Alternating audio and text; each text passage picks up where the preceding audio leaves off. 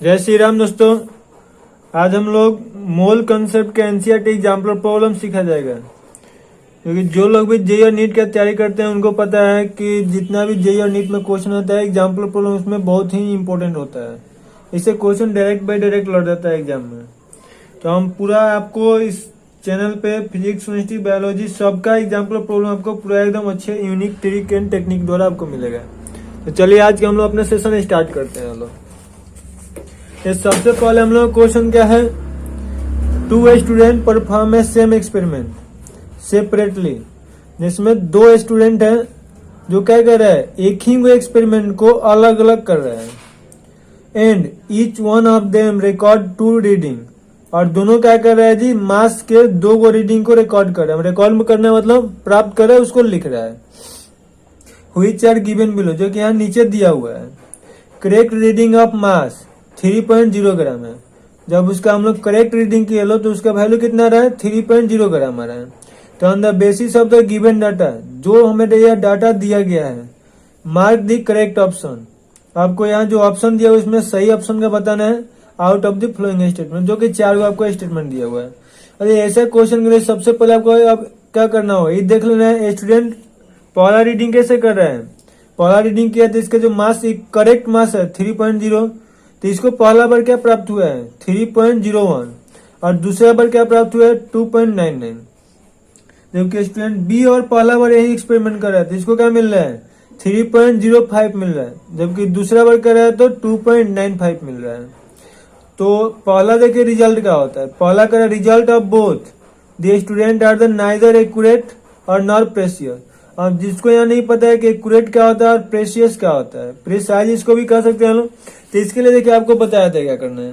Precise तब कहिएगा जब यह जो वैल्यू दिया हुआ है, जिसमें पॉइंट में 0 पॉइंट कितना है 305 है, तो ये अप्रोक्स इक्वल जो होता है 3 के बराबर होता है, मतलब इसके आसपास रहेगा तो हम लोग कह देंगे कि यह प्रेसिसाइज, और नहीं है इसके आसपास तो हम लोग कहेंगे कि यह नहीं। मतलब आसपास का मतलब याद रखिएगा, यहाँ पे पॉइंट कितना होगा प्लस माइनस 3 तक ले जा सकता है, 1 2 3, मतलब 3 पॉइंट प्लस माइनस 3 1 2 3 हो सकता है। तो हम लोग कहेंगे कि यह प्रेसाइज है, और नहीं है तो कहेंगे प्रेसियस नहीं है, प्रेसाइज नहीं है। ठीक है, तो यहाँ 0.5 है तो प्रेसियस नहीं है, तो कंफर्म है।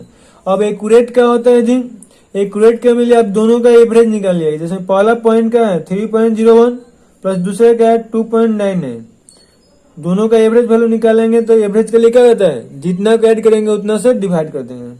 तो दोनों को जोड़ना है, दोनों को जोड़ेंगे तो कितने आएगा, 9 में 1 जोड़ दिए तो 10 हो गया, और 9 0 यानी कि एक हासिल था तो फिर 10 से 0 हो गया, और 3 और 2 5 और 1 हासिल तो कितना हो गया 2 अंक पहले पॉइंट आए तो 6.0 को 2 से भाग दें यानी कितना आ जाएगा 3.0। तो ये एग्जैक्ट इक्वल है, मतलब एक मान लिया एक ऐसा संख्या जो कि फ्रैक्शन नहीं है, तो फ्रैक्शन नहीं होगा तो हम लोग कह देंगे कि यह वैल्यू एक्यूरेट है। तो ये तो एक्यूरेट है लेकिन प्रेसाइज नहीं है, तो ये हमारा ऑप्शन नहीं होगा। दूसरा क्या कह रहे हैं, result of student A R both precise and accurate, मतलब जो स्टूडेंट ए का है उसका प्रेसियस भी है और एक्यूरेट भी है, मतलब दोनों इसका सही है। हाँ रियल में दोनों सही है। कि देखिए जो पॉइंट वाला वैल्यू है 0 पॉइंट, यहाँ क्या बोला था 3 तक ले चल सकता है, यहाँ तो 0.1 है, यहाँ भी कितना है 0.1 कम है, तो प्लस माइनस इसीलिए है कि 0.1 कम हो सकता है, 0.1 ज्यादा हो सकता है, मतलब कुछ भी हो सकता है, 0.2 ज्यादा हो या कम हो या फिर 0.3 होगा। तो यह आंसर सही है। थर्ड नंबर देखिए क्या करें, result of B are neither precise nor accurate, यह गलत है क्योंकि इसका देखिए एवरेज निकालिए 3.05 प्लस 2 कितना है 95 है, दोनों को जोड़ना एवरेज निकालने का वही होगा। आप देख जोड़िएगा तो यहाँ भी कितना आएगा 6.00/2 आएगा, यानी कि यही वैल्यू कितना है 3.0, यानी कि यही वैल्यू एक्यूरेट है लेकिन प्रेसाइज नहीं है क्योंकि वह ज्यादा दूर है। और डी नंबर ऑप्शन क्या कह रहा है, result of the student B are the both precise and accurate, B का तो वैल्यू एक्यूरेट है लेकिन प्रेसाइज नहीं है, तो हमारा आंसर नहीं है, आंसर कौन हो गया बी हो गया। नेक्स्ट क्वेश्चन देखते हैं। Hello, what will be the molarity of a solution which contains इतना ग्राम NaCl per 500 ml। तो ये आपको करने का है ना, सोल्यूशन का मोलारिटी निकालना है। मोलारिटी आते ही आपके माइंड में इतना घंटी बज जाना चाहिए। मोलारिटी मतलब क्या हो जाएगा सर जी, मोल पर लीटर, इतना आपके दिमाग में घंटी बजना चाहिए। अब देखिए मोल पर लीटर मतलब हम लोग नीचे वाला को क्या चाहिए, लीटर चाहिए। तो जो 500 ml है उसको लीटर में बदलना है, और जो 1 ग्राम है उसको मोल में बदलना है। तो आपको बताएं कि ग्राम से मोल में जाने के लिए फॉर्मूला क्या होता है, फॉर्मूला मास से भाग देंगे लोग। तो यहाँ पे देखिए इसके बनाने के लिए क्या कीजिएगा, आप ट्रिक से बनाइए, कोई फॉर्मूला रटने के लिए जरूर नहीं है। तो यहाँ क्या करना है, 5.85 है, इसको फॉर्मूला मास से भाग देते हैं, यानी कि NaCl का मास कितना होता है, 58.5 होता है। इनटू वॉल्यूम किस में दिया हुआ है, ml में, तो 500 ml है, इसको हम लोग ग्राम में बदल, लीटर में क्या करना होगा, 1 से भाग दे देंगे तो बदल जाएगा। और ये देखिए 2 बार में कट गया, ये नीचे या तो ऊपर चल जाएगा, इससे ही कट जाएगा, यहाँ हटाएंगे तो कितना आएगा, 10 आ जाएगा। तो मेरा आंसर कितना आ जाएगा, 2/10। इसको जब सॉल्व कीजिएगा तो कितना आएगा, 1/5, और 1/5 कितना आएगा, 1/5 यानी 0.2 मोल हो जाएगा, कैपिटल M आंसर हो जाएगा। यहाँ पर हमारा आंसर क्या आ जाएगा, 0.2 मोल पर लीटर। तो बस आपको कभी भी मोलारिटी देगा तो आपको याद रखना है, मोलारिटी मतलब मोल पर लीटर। ऐसे आप लोग फॉर्मूला से जो लोग पढ़े हैं लोग बता सकते हैं, W इन ग्राम अपन क्या होता है, फॉर्मूला मास इंटू वॉल्यूम, अगर ml में दिया होगा तो ऊपर 1 से गुना करेंगे। तो इससे आपको फॉर्मूला याद करना पड़ेगा, इससे भी आप बना सकते हैं, कोई दिक्कत परेशानी नहीं है। यहाँ कितना है, 5.85 अपन कितना है, 58.5 गुने 500 और गुने 1000, इससे भी सेम रिजल्ट आएगा। तो फॉर्मूला ऐसे याद करने से बेहतर है कि ट्रिक से बनाइए, लो आप आसानी से बना सकते हैं। थर्ड नंबर देखिए, क्वेश्चन देखते हैं। ए 500 ml ऑफ इतना M solution is diluted to 1500, what will be the molarity of this solution. इसमें देखिए क्वेश्चन सीधा सीधी बोल रहा है, क्वेश्चन क्या कर रहे हैं, ध्यान से समझिएगा लो। जिसमें हमारा एक मान लीजिए सोल्यूशन है, इसमें कुछ क्या दिया हुआ है, इसका वॉल्यूम जो दिया है 500 ml और इसका मोलारिटी तो दिया हुआ है 5। अब क्या कर रहा है कि इसमें हम लोग पानी मिला देते हैं लोग। डाइल्यूट मतलब जब भी आएगा तो याद नहीं, पतला करना है, पतला करना मतलब पानी को डालना है। पानी डाल के इसका वॉल्यूम कितना कर दिए, 1500 ml कर दिए। अब इसमें से पूछ रहे कि इसका मोलारिटी क्या होगा। तो इसके लिए आप बस ट्रिक याद रखिएगा, इन दोनों को, वॉल्यूम को और मोलारिटी को गुना कर देना है। यहाँ भी वॉल्यूम को और मोलारिटी को गुना कर देना, आपका आंसर आ जाएगा। तो इसका वॉल्यूम कितना दिया हुआ है जी, 500, मोलारिटी कितना है 5, बराबर इसका वॉल्यूम कितना दिया हुआ है 1500, और मोलारिटी हमको नहीं पता है तो x मान लेंगे लोग। तो यहाँ से x इक्वल टू इधर गुना में इधर आएगा तो भाग में लग जाएगा। तो 500 गुने 5 बटा कितना हो जाएगा 1500, और ये 2 0 से 2 0 कट गया, तो यहाँ से दीजिए 5 3 15। तो यहाँ से ऊपर कितना बच गया जी, 5/3, और 5/3 को भाग दीजिएगा तो कितना होगा, 1 2 बचा, तो 2 यानी कि 20 हो गया। तो 1 पॉइंट कितना आएगा, 6666 आता रहेगा, इतना एम हो जाएगा। तो आंसर आपका कौन हो जाएगा, 1.66 है। नेक्स्ट क्वेश्चन देखिए लो, 4 number. The number of atoms present in 1 mole of an element is equal to Avogadro number. इसमें क्वेश्चन कर रहा है कि हम लोग का क्या मानना है कि जो नंबर ऑफ एटम होता है 1 मोल में, जिसमें कोई भी एलिमेंट है जिसका 1 मोल में हम लोग उसके एटम की संख्या कितना होता है, एवोगाड्रो नंबर, यानी कि N नंबर के बराबर एटम होता है। एक क्वेश्चन अभी तक इतना बोला है, ये समझ दिया कि एक परिभाषा दे दिया हुआ है, which of the flowing element contains the greatest number of atom. आपको बताना है जो है इसमें से किसमें सबसे ज्यादा एटम की संख्या होगा। तो इसके लिए आपको सबसे ज्यादा ट्रिक बता रहे हैं, कुछ नहीं करना है, इसका मोल निकाल दीजिएगा, जिसका मोल सबसे ज्यादा होगा उसमें नंबर ऑफ मोलिक्यूल्स भी, मतलब कि उसका एटम्स का भी संख्या ज्यादा मिलेगा। देखिए पहला है ऑप्शन क्या कर रहा है जी, 4 ग्राम दिया हुआ है, 4 ग्राम He है। तो हमको पता है कि सर जी ग्राम से मोल में जाने के लिए क्या करते हैं लोग, फॉर्मूला मास से भाग देते हैं लोग। इसके लिए जिसको भी मोल में दिक्कत होगा, मोल का वीडियो अपलोड हो चुका है, जाके वहां पे देख लीजिएगा, मोल का पूरा कहानी बता दिए हुए हैं। तो जिसको भी दिक्कत है उसमें जाके देख लेना प्लेलिस्ट में। तो यहाँ पे क्या करना है, ग्राम से मोल में जाने के लिए हम लोग भाग देंगे लोग। तो कितना भाग देंगे लोग, फॉर्मूला मास। 4 का हीलियम का फॉर्मूला मास कितना होता है, 4 ही होता है, तो कट गया नहीं कि 1 मोल हो गया। बी नंबर में ऑप्शन क्या है जी, 46 ग्राम सोडियम है। तो 46 और सोडियम का मास कितना होता है 23, तो इसको जब भाग देंगे तो कितना आ गया, 2 मोल आ गया। सी नंबर में क्या है जी, 0.4 ग्राम कैल्शियम है। इसके लिए क्या कीजिए, 0.4 को कैल्शियम का मास कितना होता है 40, यानी कि तो हटाइएगा तो एक और 0 आ जाएगा, 1/4 से कितना आएगा 0.001 मोल आ गया। और एक और है डी नंबर, डी नंबर क्या करे 12 ग्राम हीलियम। तो यहाँ कितना होगा 12/4, यानी कि कितना आ गया 3 मोल। देख किसका सबसे ज्यादा मोल है, जो सबसे ज्यादा मोल होगा वो हमारा आंसर हो जाएगा। उम्मीद है कि अभी तक यहाँ चारों क्वेश्चन में किसी को दिक्कत नहीं होगा। दिक्कत होगा तो प्लीज वीडियो के नीचे कमेंट्स करना है। उसके बाद भी अगर कोई दिक्कत परेशानी होगा तो फिर हम आपको जरूर हेल्प करेंगे। आप अपना दिक्कत परेशानी अगर नहीं बताइएगा तो फिर आपका हेल्प करना मुश्किल है। चलिए नेक्स्ट देखने हैं क्या कर रहा है क्वेश्चन। 5 नंबर क्वेश्चन देखते हैं। Hello, if the concentration of the glucose in blood, जिसमें हमारा खून में जो ग्लूकोज का कंसंट्रेशन है दे दिया हुआ है 0.9 ग्राम पर लीटर। जिसमें कहना क्या यह चाहता है कि जो कंसंट्रेशन है, कंसंट्रेशन मतलब याद है कोई भी यूनिट हो सकता है, मतलब सांद्रण हो गया। क्या दिया हुआ है जी 0 पॉइंट कहाँ पे ब्लड में दिया हुआ है 0.9 ग्राम पर लीटर। मतलब हम लोग कंसंट्रेशन कैसे भी निकाल सकते हैं, मोलारिटी, नॉर्मलिटी, मोल कुछ भी होगा कंसंट्रेशन हो जाएगा। सोल्यूशन में जो मात्रा होता है उसको ना कंसंट्रेशन के नाम से जानते हैं हम लोग। बस इतना आप लोग याद रखिएगा, और नहीं पता हो तो। और उसके बाद कह रहा है what will be the molarity of the glucose in blood. अब आपको देख दिया है, आपको सीधी से आपको बात बताया था अभी। मोलारिटी आ गया, नहीं कि आपके दिमाग में घंटे क्या बजना चाहिए सर जी, मोल पर लीटर। यानी कि हमको ऊपर क्या चाहिए मोल और नीचे क्या चाहिए लीटर। तो नीचे तो लीटर दिया हुआ है, ऊपर क्या दिया हुआ है ग्राम। अब ग्राम को मोल में बदलना है, सीधी सी बात है, कुछ नहीं करना है। तो 0.9 दिया हुआ है, किसके लिए कर रहा है ग्लूकोज का। और ग्लूकोज का जिसको फॉर्मूला याद है अच्छी बात है, नहीं याद है वो लोग देख लेंगे। लोग क्या होता है C6H12O6। एक कार्बन का मास 12 होता है, तो 12 में 6 से गुना कर देंगे लोग। प्लस एक हाइड्रोजन का 1 होता है तो 1 गुने 12 हो जाएगा। प्लस 1 ऑक्सीजन का 16 होता है तो 16 गुने 6 हो जाएगा।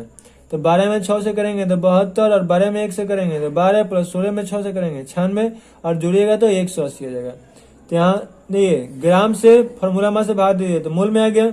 और लीटर तो दिया ही है, तो 1 लीटर मतलब पर लीटर का मतलब ही होता है 1 लीटर। तो यह आपका आंसर हो जाएगा। तो पॉइंट हटाया तो नीचे क्या आ गया, एगो 0 लग गया, यानी कि 10 हो गया। अब 9 दूनी कितना होता है 18, यानी कि हमारा कितना आ जाएगा जी 1 बटा यहाँ 20 बचा है तो 200 हो गया। अब इसको भाग दे दीजिएगा तो कितना आएगा 0 पॉइंट, मतलब कि हमारे 1 पॉइंट दिए थे 0, फिर 0 दिए तो एक और 0 अभी भी नहीं कटेगा क्योंकि 100 बटा 200 तो कटता नहीं। फिर 0 दिए तो एक और 0 हो गया। अब कट देगा 5 दूनी 10, यानी कि 0.005 मोल हो जाएगा। 0.005 मोल। देख कोई भी है बस ट्रिक सीखे, फार्मूला रटिएगा तो हमेशा फंसेगा लो। मोलारिटी का बड़ा बड़ा फार्मूला याद किए, उससे जेई और नीट का क्वेश्चन नहीं बनेगा। 6 नंबर क्वेश्चन देख लो, what will be the molality of this solution. मतलब निकालना है कहीं तो पता चल गया मोलालिटी, इस पर लिट्टी चोखा निकालना है। नहीं मोलालिटी जब भी नाम आया क्या आ जाएगा तो याद नहीं है कि लिट्टी, लिट्टी मतलब लिट्टी चोखा। ऊपर क्या होगा मोल और नीचे क्या होगा केजी। एक ट्रिक है, ऐसे समझिए लो ताकि आपको याद न करना पड़े। बस इतना से हमारा सब कहानी हो जाएगा। अब कह रहा है क्वेश्चन क्या कह रहा है, इतना ग्राम ऑफ HCl इज इतना ग्राम ऑफ वाटर। मतलब सीधी सी क्वेश्चन कर रहा है कि मान लो हमारा एक सोल्यूशन है जिसमें क्या है HCl है प्लस वाटर है H2 है। इसका दे दिया हुआ है 18.25 और इसका दे दिया 500 ग्राम। इसका निकालने के लिए क्या करें स्मॉल एम निकालना है, स्मॉल एम बराबर मोल पर लीटर। तो इसके लिए हम लोग क्या करना है, इसको मोल में बदलना है और इसको ग्राम में बदलना है। तो इसके लिए सीधी सी फॉर्मूला अगर जिसको पता होगा उसको तो कोई दिक्कत नहीं है। फॉर्मूला क्या होता है सेम ही होगा, O10 ग्राम अपन formula mass into weight of solvent in gram. Gram में दिए थे ग्राम तो ऊपर कितना से गुना कर देंगे लोग 1000। या फिर एक और आप काम कर सकते हैं 18.25 है, इसको आपको मोल में बदलने के लिए क्या कीजिएगा इसका फॉर्मूला मास से भाग देना है 36.5 से। ये मोल में बदल जाएगा, इसको भाग दीजिएगा तो कितना कट जाएगा 5 मोल में, 5 बार में तो 5 मोल आपका यहाँ से आ जाएगा। ठीक है, और यहाँ से तो यहाँ है तो इसी को हम यहाँ अप्लाई कर देते हैं।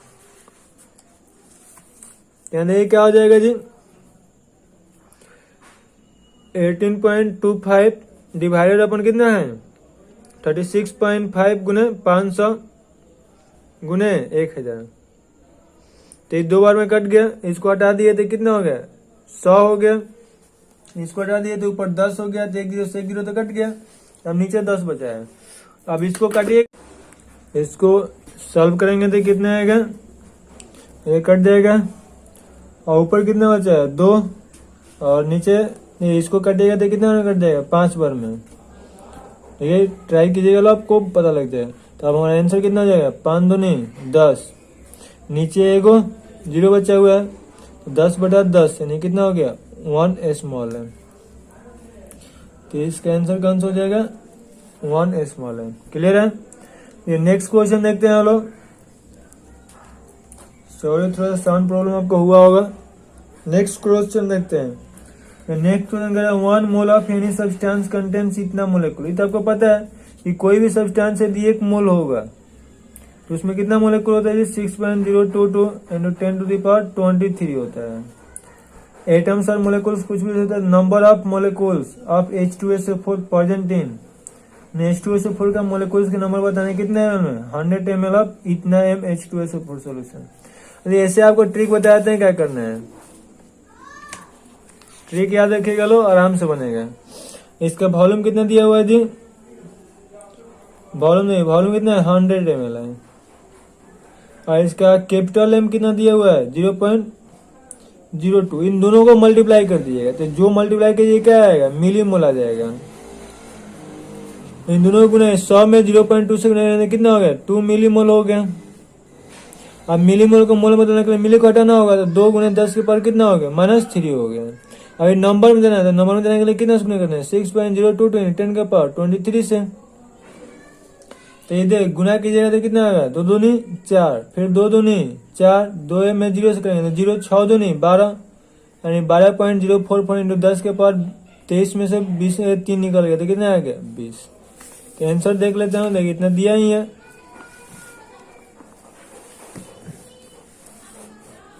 इतने आंसर में दिया हुआ है तो इसमें अब और सॉल्व करने की जरूरत नहीं है, ये नंबर आंसर हो जाएगा। 8 नंबर क्वेश्चन देखिए लो। The empirical formula and molecular mass of a compound दे दिए हुए इतना। अब इसका निकलना क्या है? मोलिकुलर फॉर्मूला मतलब कि इसका इम्पेरिकल फॉर्मूला भी दे दिया है। इम्पेरिकल फॉर्मूला मतलब इसके इम्पेरिकल फॉर्मूला आपको दिया, इम्पेरिकल फॉर्मूला दे दिए हुए हैं। इस पे वीडियो बन चुका है CH2O और इसका मोलर मास दे दिया हुआ है 180 ग्राम मोल इनवर्स।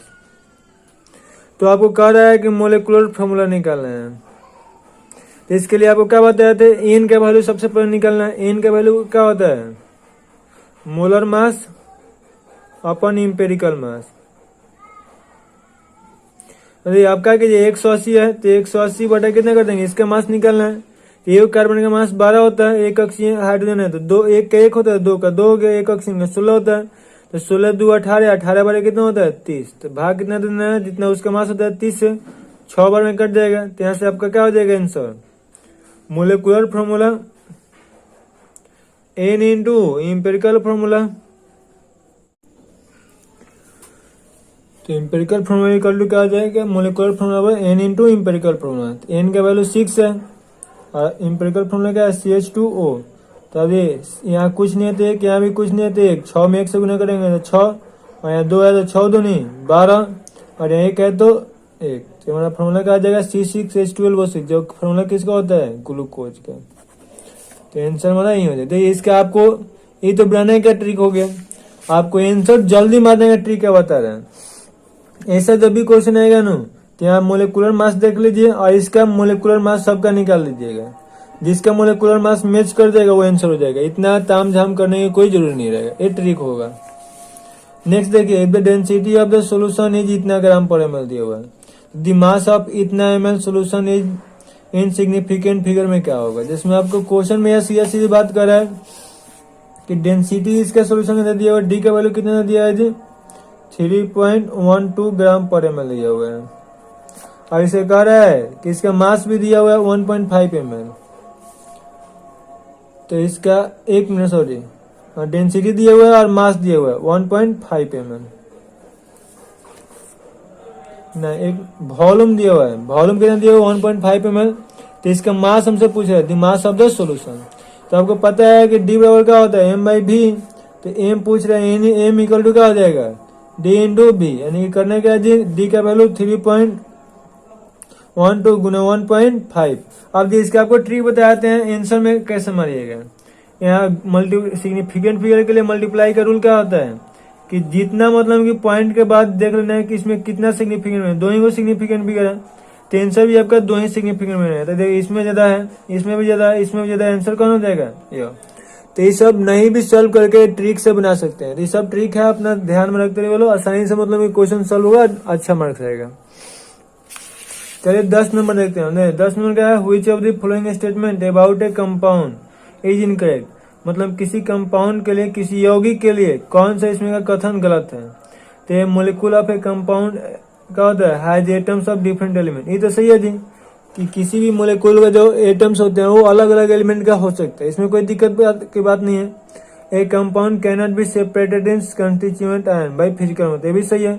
हम जानते हैं किसी भी यौगिक को उसके कंस्टिट्यूएंट आयन में मतलब फिजिकल मेथड के द्वारा नहीं बदल सकते हैं। जैसे में इसका कहने का मतलब यह है कि CO2 एक कंपाउंड है, यौगिक है, तो आपको C+O2 में किसी फिजिकल मेथड के द्वारा, किसी फिजिकल प्रक्रिया के द्वारा, भौतिक प्रक्रिया के द्वारा नहीं बदला जा सकता है। ये तो बिल्कुल 100% सही है।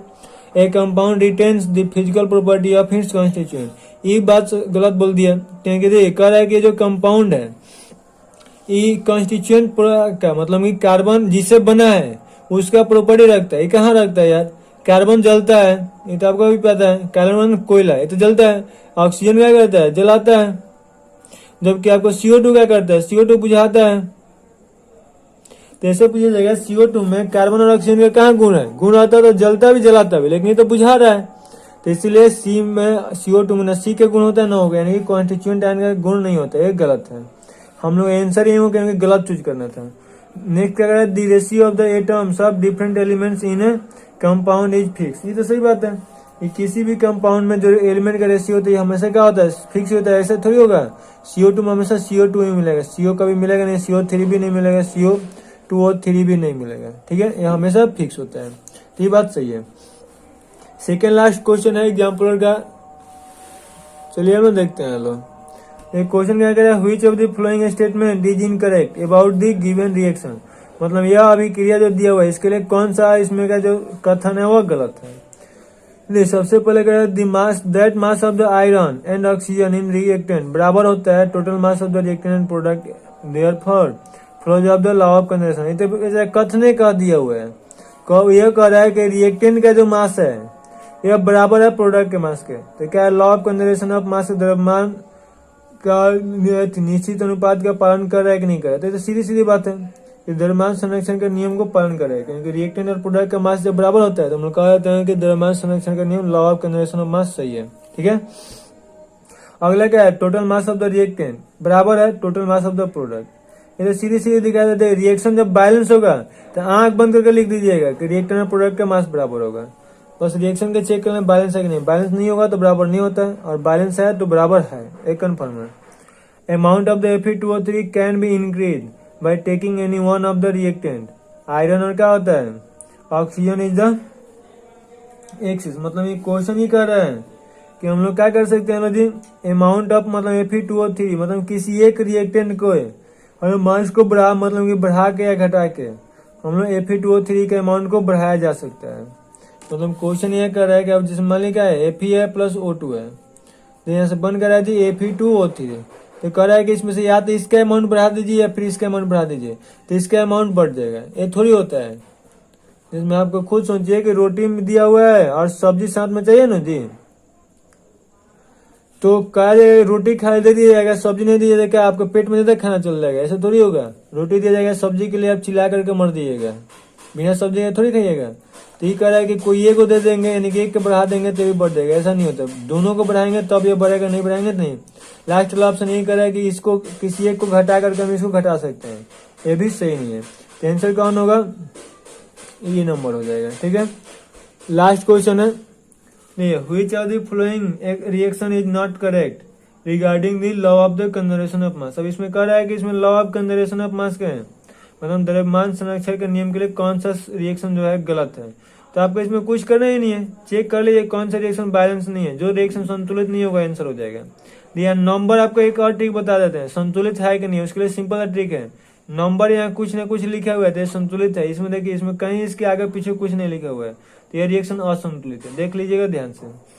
ये तीनों कार्बन एगो कार्बन है, तो यही तो पता चल गया कि असंतुलित है।